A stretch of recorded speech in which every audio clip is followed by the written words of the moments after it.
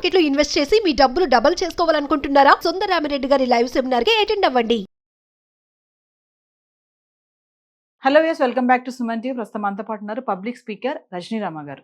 నమస్తే మ్యామ్. నమస్తే నవీన. మ్యామ్, మనం చాలా వీడియోలో మాట్లాడుకున్నాం. కాల్ గర్ల్స్ గురించి ఒక వీడియో కూడా చేసాం మనం.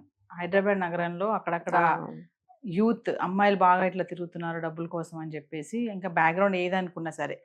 రీసెంట్గా నేను ఒక వార్త విన్నాను, కాల్ బాయ్స్ అంట. అసలు కాల్ బాయ్స్ ప్రొఫెషన్ ఉందా మేడం? అసలు మనకు తెలిసలేదు. నేను కొంచెం అంటే కొన్ని ఆర్టికల్ కొన్ని వీడియోలు చూశాను. కాల్ బాయ్స్ గా మేము వెళ్తాము, మాకు డబ్బులు కావాలి, మాకు చాలా అప్పులు ఉన్నాయి, మాకు ఉద్యోగాలు రావట్లేదు, ఉద్యోగాలు వచ్చినా కూడా ఆ జీతం సరిపోవట్లేదు మా కుటుంబానికి, మాకు పెళ్లి కాని వాళ్ళ గురించి. సో కాల్ బాయ్స్ ప్రొఫెషన్ మేము ఎంచుకుంటున్నాము అని అంటున్నారు. ఇది కొంచెం డిఫరెంట్ గా అనిపిస్తుంది నాకు. అంటే మీరు విన్నారా మరి అసలు కాల్ బాయ్స్ ప్రొఫెషన్ ఏంటి? ఇప్పుడు ఈ మధ్య వింటున్నాము. అమ్మాయిలు చేయగలిగింది మేము చేస్తే ఏముంది?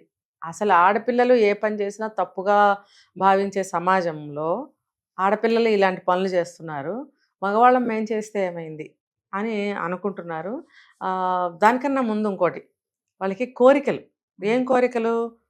అన్ని లగ్జరీస్ కావాలి, సినిమా హీరోల్లాగా ఆ లెవెల్లో మనం తిరగాలి, ఇలాంటి కోరికలు ఎక్కువైపోతున్నాయి. అమ్మాయిల్లో కూడా అవుతున్నాయి, అబ్బాయిల్లో కూడా ఉంటున్నాయి అలాంటి కోరికలు. లగ్జరీ కోసం ఇటువైపు వస్తున్నారు. డబ్బు, జేబు నిండా డబ్బు కావాలి. నేను చెప్తాను ఒక ఎగ్జాంపుల్. ఒక అబ్బాయి చెప్పిన కారణం, ఆ అబ్బాయి ఆ వృత్తిలో ఉన్నాడు. ఏం చెప్తున్నాడు, నువ్వు ఎందుకు ఇందులోకి వచ్చావు అని అంటే, ఫ్రెండ్స్కి సహాయం చేయటానికి, ఇంట్లో ఏదో ఒక బిజినెస్ చేస్తే అది అప్పులు పాలయ్యాం, అప్పులు తీర్చడానికి. అంటే ఇంట్లో పెద్దవాళ్ళు ఏమీ, వాళ్ళు చేసుకునేది వాళ్ళు చేసుకుంటుంటారు కదా. బిజినెస్లు అయినా ఒక ఇంటికి పెద్ద అనేది ఒక తండ్రి అనేవాడు ఉంటాడు కదా. ఆ తండ్రి అనే ఆయనకి లేనంత బాధ్యత నీకు ఎందుకు వచ్చేసినాయి? ఫస్ట్ అనుమానించాల్సిన ప్రశ్న ఇది. కాబట్టి అంతేమీ లేదు సీన్ ఇక్కడ. ఏంటనంటే, కష్టపడకుండా ఈజీ మనీ రావాలి. Okay, easy money. దాని ద్వారా చేస్తే చేస్తాడు తండ్రికి సాయం. మేము మోసపోయాము, డబ్బు లేదు, మా తండ్రి బాధపడుతున్నారు అని అంటే కూడా మాయామంత్రం వేసి కొడుకు ఎక్కడి నుంచైనా తెచ్చేస్తాడని ఆ తండ్రి ఎదురు చూస్తూ ఉంటాడా? ఖచ్చితంగా కాదు. ఆయన తండ్రి అలా అనుకోడు, సమాజం కూడా అలా అనుకోదు. నువ్వెందుకు అలా అనుకుంటున్నావు? అక్కడ ఆలోచన విధానమే తప్పు. ఇంకోటి ఏంటంటే, ఇలా ఇందులోకి వస్తే బాగా సంపాదించవచ్చు, దీని ద్వారా అప్పులు తీర్చవచ్చు, తండ్రి దృష్టిలో మంచి పేరు సంపాదించవచ్చు, జేబు నిండా డబ్బులు వేసుకుని నాకు లగ్జరీగా మేము బ్రతకచ్చు దేనికి వెతుక్కోకుండా అనేది ఒక హీరోలాగా ఫీల్ అయిపోవడం. మళ్ళీ ఒక అబ్బాయికి ఏదో ఫ్రెండ్కి ఒంట్లో బాగోకపోతే 3 లక్షలు 4 లక్షలు ఇస్తాను అన్న. నువ్వు చదువుకున్న చదువు ఏంటి? నీ వయసు ఏంటి? నువ్వు అంత డబ్బు ఎలా సంపాదిస్తున్నావు అని ఎవరికి అనుమానం రాదా? నీకున్న క్వాలిఫికేషన్ ఏంటి? అన్ని లక్షలు ఎక్కడి నుంచి వస్తున్నాయని ఇంట్లో అడగరా? నువ్వు ఇంటికి పంపిస్తున్నాను అంటున్నావు, వాళ్ళు అడగరా? అడుగుతారు కదా. అప్పుడు ఏం చెప్తావు? ఇప్పుడు నీ ఏజ్ 25, నువ్వు ఇన్ని లక్షలు సంపాదిస్తున్నావు, నువ్వు అప్పులు ఉన్నాయన్నావు, మరి నువ్వేం చేస్తున్నావు? ఫ్రెండ్కి బాగోపోతే 4 లక్షలు ఇచ్చేంత ఆస్తిపరుడివి, అంత పెద్ద హోదా, అంత పెద్ద ఉద్యోగం, అంత కెపాసిటీ నీకు వచ్చేసిందా? అంటే దీనికి డబ్బు విలువ తెలియదు. ఇదంతా కూడా డబ్బు అంటే ఏంటో తెలియకపోవడం వల్ల ఈ వృత్తిని ఎంచుకోవడము, ఈ డబ్బుని ఇలా సంపాదించడము, దీన్ని అపాత్రదానం చేయడం. అంటే కేవలం దీంట్లో డబ్బులు బాగా వస్తాయనే ఇందులో దిగుతున్నారు. అంతే కదా, ఈజీ మనీ, కష్టపడకుండా. ఇది అపవిత్రమైనటువంటి డబ్బు. ఇది అర్థమైందా? ఇది అంత అపవిత్రమైన డబ్బుని తీసుకెళ్ళి పవిత్ర కార్యాలకు ఎలా ఇస్తావు నువ్వు? తప్పు కదా. ఒక జీవితాన్ని కాపాడాలి, ఇంటి అప్పులు తీర్చాలి అని అంటే ఈ పాపపు సొమ్ము తీసుకెళ్ళి వాళ్ళకి ఇస్తావా నువ్వు? దీన్నే విలువలు తెలియకపోవడం అంటావు. విచక్షణ ఉండదు, విలువలు తెలియనితనం అనమాట. ఒకటే తెలుసు నీకు, ఈజీగా డబ్బు ఎలా సంపాదించాలి. నేను చదివిన చదువుకి ఇన్ని లక్షలు రావు, ఆ వచ్చిన డబ్బు మనకి నెల గడవదు, అందుకని తేలిగ్గా సంపాదించాలి. ఎలా సంపాదించాలి? ఇగో అమ్మాయిలు సంపాదించగలేదు, మేము సంపాదిస్తే వచ్చిందా అని వాళ్ళ అభిప్రాయాలు. సో ఆ రీజన్ తోటి వీళ్ళు అందులో దిగుతున్నారు. అంటే యూత్ ఈజీ మనీ కోసం ఏముంది, ఏ తప్పైనా చేయొచ్చు, డబ్బులు కావాలి మాకు అంతే. అంటే లగ్జరీగా బతకాలి. మీరు అన్నట్టుగా ఇంట్లో ఇవ్వాలి డబ్బులు, అప్పులు తీర్చాలి, ఇది పక్కన పెడితే ఫస్ట్ లగ్జరీ లైఫ్ కోసం. అవును, కాల్ బాయ్స్ అనేది అంటే ఇది ఒక ప్రొఫెషన్గా అయిపోతుంది. అంటే కొంతమంది బయటకు వస్తున్నారు, కొంతమంది రావట్లేదని అంటారా? అంతే మరి. ఇప్పుడు వస్తారు ఒకళ్ళు చూసి ఒకళ్ళు. అంటే ఎలాంటి పనులు చేసేవాళ్ళు పబ్లిక్గా బయటకు వచ్చి నేను చేస్తాను రండి అని చెప్పరు. ఎవరికి కూడా ముఖం మీద ఉండదు కదా, ఉండదు. వాళ్ళు ఏదో ఒకటి క్రియేట్ చేసుకుంటారు, దాని ప్రకారం నెంబర్స్ ఇచ్చుకుంటారట, వాళ్ళు వస్తారట, చీకట్లో జరిగిపోతూ ఉంటాయి. పెద్దింటి ఆడవాళ్లే పిలుస్తారు నన్ను, చాలా వేలిస్తారు నాకు, మరి ఎక్కడ వస్తుంది నాకు ఇంత డబ్బు? మరి మరి ఎవరికి తెలియదు, ఎవరికి తెలియకుండా చేస్తున్నారు. తెలియకుండా ఎలా ఉంటుంది? ఏదో ఒక రోజు తెలుస్తుంది. ఎలా తెలుస్తుంది అని అనుకుంటారు వాళ్ళు. ఎందుకు తెలియదు? ఇప్పుడు మనం మాట్లాడుకోవట్లేదా? బయటకు వచ్చింది కాబట్టే కదా మాట్లాడుకుంటున్నాము. ఈ ఆలోచన ధోరణి మారాలి. ఏంటంటే గవర్నమెంట్స్ కూడా వీళ్ళకి క్రియేట్ చేయాలి కొన్ని ఉద్యోగాలు.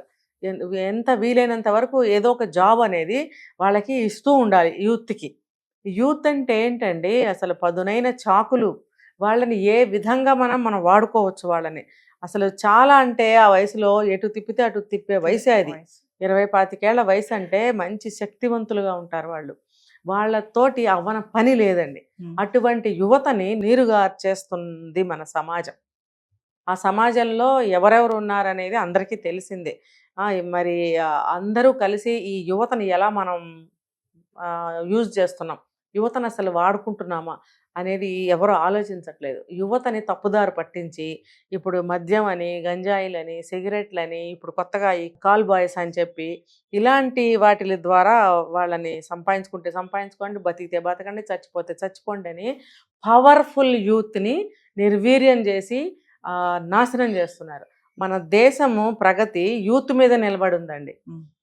ఈ యువత మీదే నిలబడి ఉంది. ఆ యువతని ఇలా నిర్వీర్యం చేస్తున్నారు. వీళ్ళకి ఏదో ఒక క్రియేట్ చేసి జాబులు ఇప్పించాలి, వాళ్ళ స్కిల్స్ని గుర్తించాలి.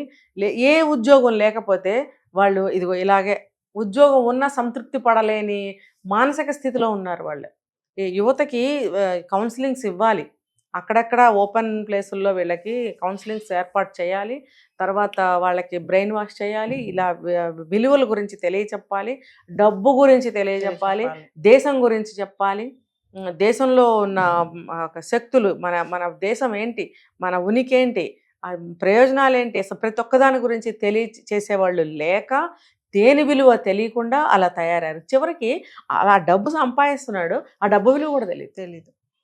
నువ్వు చేస్తున్నదే నీ ప్రాణాన్ని, నీ జీవితాన్ని, నీ పరువుని, నీ ప్రతిష్టని, నీ తల్లిదండ్రుల ప్రతిష్టని, నీ యొక్క జన్మని అన్నిటినీ కూడా నువ్వు ఉపయోగించి నువ్వు నీచమైన పని చేస్తున్నావు. మళ్ళీ ఆ డబ్బు తీసుకెళ్ళి అపాత్రదానం చేస్తున్నావు. నువ్వు నీ తల్లిదండ్రులకి అప్పులు తీర్చాలని చెప్పి ఇందులోకి వచ్చానని అన్నవాడివి, నువ్వు మధ్యలో ఇవన్నీ ఎందుకు చేస్తున్నావు? పోనీ నేను ఏం చేసైనా సరే నా తల్లిదండ్రులు అప్పు తీర్చాలి అని నువ్వు అన్నప్పుడు నువ్వు ఈ పని చేసి అప్పులు తీరుస్తున్నావా? నీ సొంతానికి, నీ గ్రేట్నెస్, నీ హీరోయిజం పెరగటం కోసం ఎవరెవరికో ఇస్తున్నావు ఆ డబ్బులు. అది అపాత్రదానమే కదా. నువ్వు చేస్తున్న పనికి అసలు విలువ ఉందా? ఏ పని చేసినా కూడా ఒక విలువ ఉండాలి. అది ఎటువంటి పని అయినా సరే ఒక విలువ ఉండాలి. దానికి ఒక ఏమంటారు, ఒక ఉద్దేశ్యం అనేది ఉండాలి. నువ్వు ఏ ఉద్దేశంతో పని చేస్తున్నావో దాన్ని ఎటువైపు తీసుకెళ్తున్నావు. మామూలుగా ఆడవాళ్ళు లగ్జరీగా బ్రతకాలి, ఆడవాళ్ళు అంటే ఏమంటారు ప్రెస్టేజ్గా బ్రతకాలని చెప్పి కొంచెం తప్పుడు పనులు చేస్తూ ఉంటారు కొంతమంది, అందరి గురించి కాదు. కానీ అబ్బాయిల్లో కూడా ఇలా ఉంటారంటారా మేడం? అబ్బాయిలు కూడా లగ్జరీగా బ్రతకాలని కొత్తగా తయారవుతున్నారు. ఏంటంటే ఉద్యోగాలు లేకపోవడం మెయిన్ రీజను. ఒకవేళ ఏదన్నా ఉద్యోగం వచ్చినా అవి మనకి సరిపోవు. తర్వాత కొత్తగా పుట్టుకొస్తున్న కోరికలు, జేబుల నిండా కట్టలు ఉండాలి, కట్టలు.